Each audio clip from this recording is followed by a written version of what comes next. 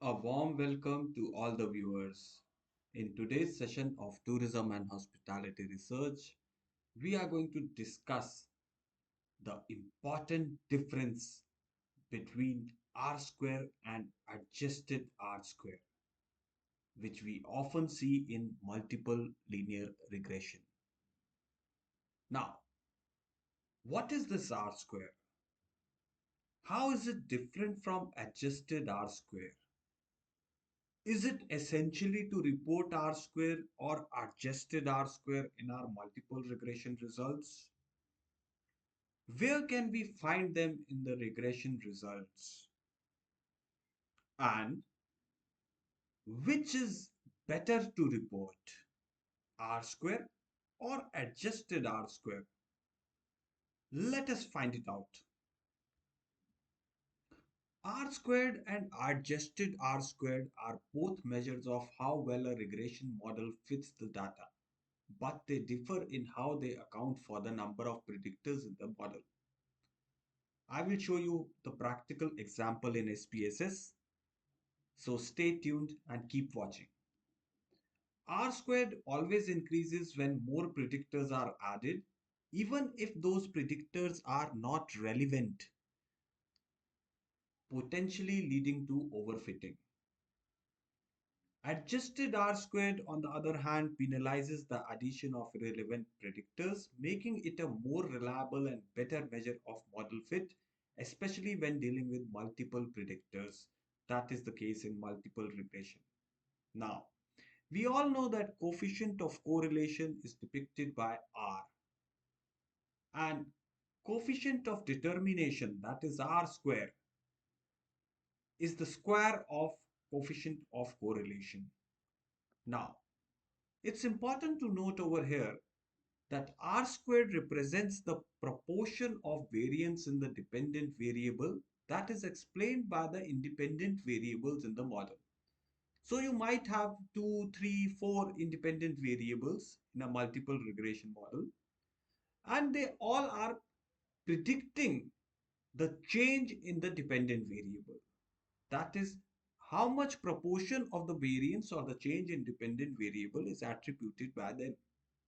That is R squared. It ranges from 0 to 1, where 1 indicates a perfect fit, that is all variance explained, and 0 indicates no variance explained. Now, what do we want over here? We want that the maximum variance in the dependent variable should be explained by the independent variables. That is why we are doing a multiple regression. So the closer the R squared value to 1, the better is our model fit, and we can go with the prediction of the results. Adjusted R squared also measures the proportion of variance explained, but adjusts the R squared value based on the number of predictors in the model and the sample size. So there are two criteria on which the value of adjusted R squared depends. That is the number of predictors and the sample size. It means that when we increase the number of predictors, that is the independent variable in a multiple regression model, then we see the R square gets kind of biased and increased more, but the adjusted R square does not exceed by that much amount.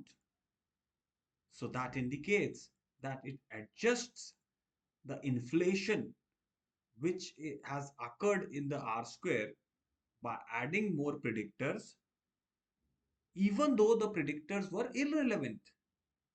They were not contributing to the major variance of the dependent variable. So, adjusted R square penalizes the inclusion of irrelevant predictors, meaning it will only increase if the added predictor improves the model fit beyond what would be expected by chance. Adjusted R square is generally lower than R square and is often preferred in multiple regression models to avoid overfitting. That is why we should report adjusted R square. If our sample size is large, in that case, we can report R squared as well, because then it will be less affected by more predictors added into the model. But if our sample size is limited, then in that case, we must report adjusted R squared. Now let us go to SPSS and check it out how this is actually done. So here we are in our SPSS datasheet. Now you see here, we have the mean score for food quality, mean score for cultural authenticity, mean for service quality, mean for value for money. All these latent variables were measured using 4 indicators which were measured on a Likert 5-point scale, 1 indicating strongly disagree, 3 for neutral and 5 for strongly agree.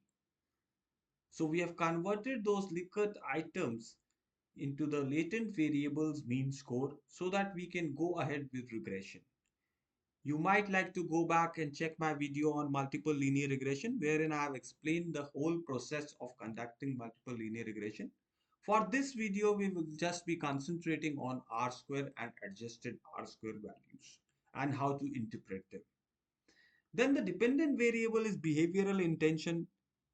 Again, it had 4 indicators, each indicator marked on a Likert 5-point scale, and we have taken out the mean for that for the purpose of taking out the regression. Now, we go to analyze, regression, linear, and here in the dependent, let me show you once more how I did it. So I'll shift back all of them like this. I'll shift back all of them. Now, in the dependent variable, I take mean of BI, that is behavioral intention. In the independent list, I take food quality. I take mean of cultural authenticity, service quality, and value for money. So I've taken all 4 independent variables. Let us check it out. What is the R square and what is the R square adjusted value? In the statistics, we just click on R square change. Rest is all okay. Click continue. We don't need to change anything over here because we are just are concerned with assessment of R square and adjusted R square for the purpose of this video. I simply press on OK and I get the results. You go to model summary and you see here R, that is coefficient of correlation, is 0.615. R square, that is square value of coefficient of correlation, it's 0.378. Adjusted R square is lower than R square value, it's 0.366. Now, let us check it out whether the independent variables were contributing significantly to the variance of dependent variable. So yes, our ANOVA results say that the predictors were significant. Now, which were significant? We had 4 latent variables, 4 predictors: food quality, cultural authenticity, service quality, and value for money. We directly go to significance level and we see if it is lesser than 0.05, it is significant. If it is more than 0.05, then it is insignificant. In this case, we see FQ is significant, cultural authenticity is significant, service quality SQ is significant, but value for money seems to be insignificant because the value is 0.276, which is higher than 0.05. Now, this means that value for money could be a irrelevant predictor for the dependent variable because it is not significant.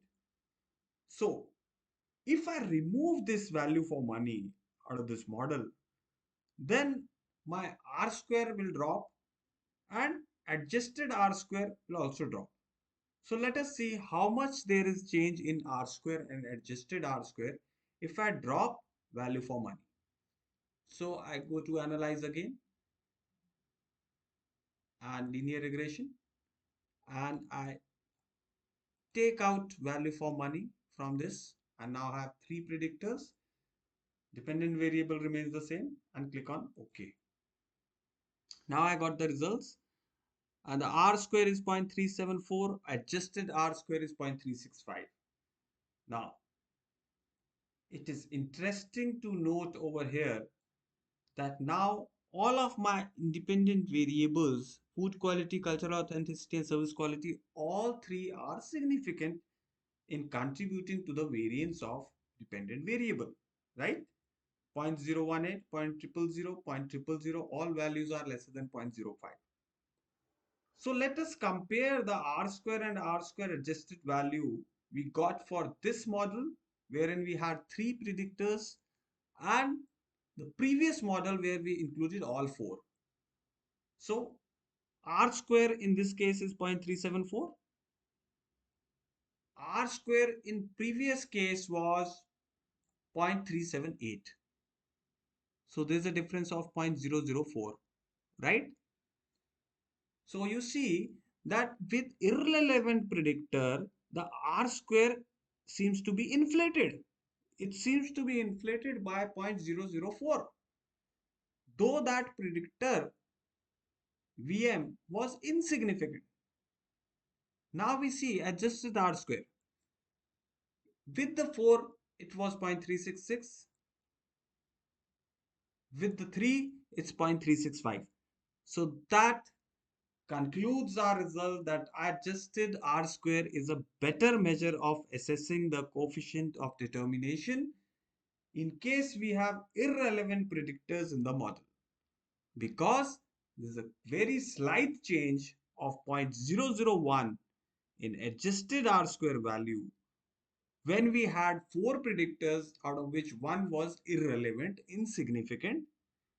And in this model where all three were significant, it is 0.365. And in that model also, it is near to 0.365, it's 0.366 only. So there's not much inflation in adjusted R square with the irrelevant predictors, whereas in R square there was an inflation, although the predictor was insignificant. I hope I was able to make you understand the difference between R square and adjusted R square and decide which is a better measure to be reported in your multiple regression analysis. I thank you all for watching. Keep learning and keep watching for more.